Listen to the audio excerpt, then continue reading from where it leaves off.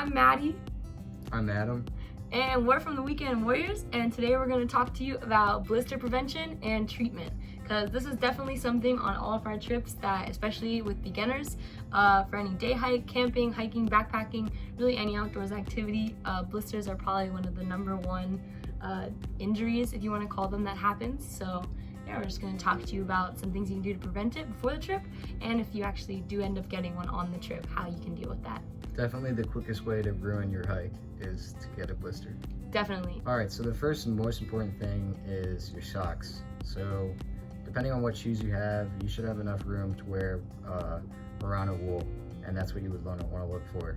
But a good pair of socks that you've preferably worn before and hiked or walked enough in them to understand that you won't get blisters in. So I could recommend socks, but people's feet are different and stuffs are different. So you could get a sock that might work for me, might not work for Maddie. I would also might recommend buying a pair of liners. They're less of a commitment on like the money side. They're a small thin sock that goes between your foot and your out of sock, so it prevents blisters. They're also cool because you take off your bigger socks and have something light to change into, and you don't really have to mess around with putting on another pair, taking them off. The best way to limit the amount of blisters you get is picking the right shoes and socks. So when picking the right socks, we'll want to look for a certain type of sock. So that's usually wool with some polyester and some nylon and some spandex.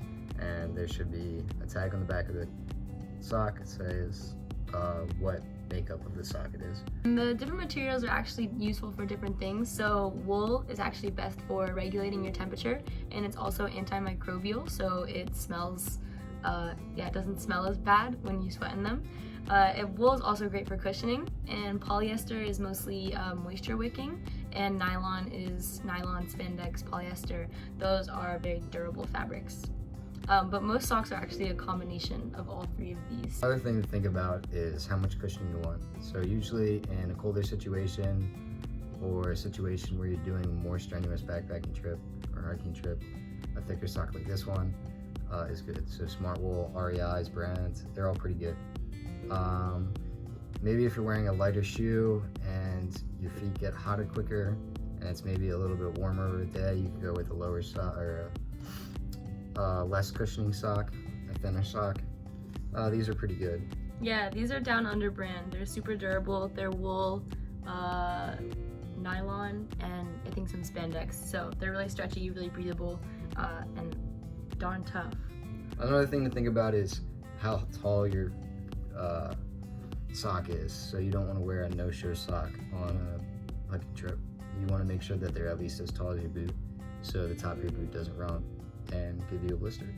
Yeah, and also if they come a little bit above your boots, that's great too, because that's also protecting against any like plants that might brush up against you, anything to have, especially for warmer trips when you might be in shorts.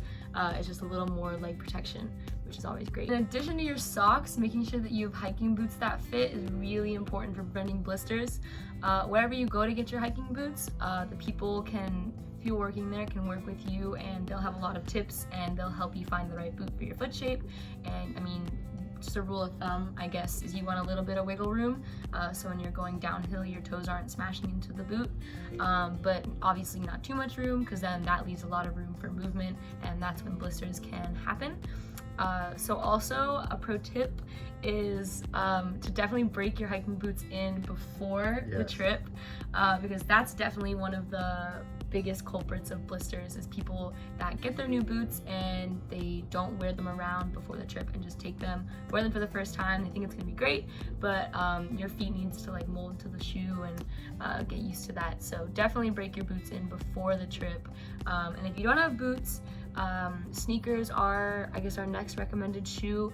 Just nothing open-toed, obviously, and just trying to stay away from heavier materials, like no rain boots, no like something ideally like mesh-ish, like kind of sneaker material would be great. So making sure that you don't get blisters is something that you should do constantly during the trip.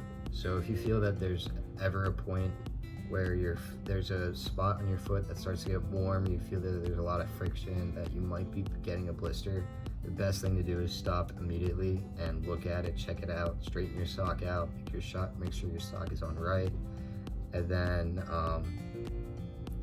treat it. So if it's a blister already, you can use Moleskine, which we'll talk about later.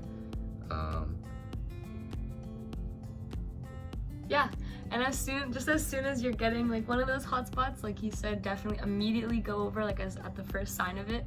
And if you feel something, or it's like a red spot, or it's like the early stages of a blister, that can also be, you can like tape it up or do something to protect it, but we'll talk about that in a second. But yeah, one of the most important things to avoid blisters is also keeping your feet dry, because when there's moisture, that's just like more sliding and friction that you just don't need in your life. So make sure you're keeping your feet dry. On the off chance that if you don't have boots that are waterproof, or you don't have waterproof shoes, and you maybe are getting a blister, I think you might get one. Trash bags can be really great, or if you have like the plastic grocery bags, you can bring two and put them on, so like you have your sock on your foot and then you put the grocery bag around it, and then you just put your feet into your shoes, and that'll help keep your feet dry and hopefully avoid those blisters. So I spoke earlier about Moleskine, and I can see a couple of novice hikers using Moleskine wrong, and the people I've hiked with have used Moleskine wrong. So the proper way that you should do it is you cut out a decent square bigger than the blister, and then you cut out a hole that the blister will then go into.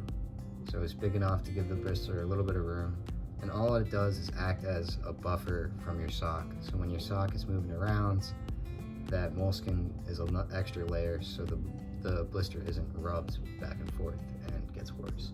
Yeah, and Moleskine is this super durable fabric, I guess, that it kind of looks like Band-Aid fabric, but it's interwoven, and there's one side that's sticky and one side that isn't, and it's specifically designed for blister protection.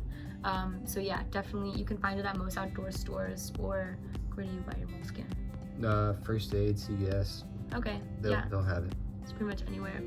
And also, if you don't have Moleskine, or definitely would recommend it, but if you either can't find it or don't feel like buying it, tape could also be a good option. If you are getting a blister, just taking some basic medical tape and either just put a strip over the blister, you can wrap it depending on how bad it is.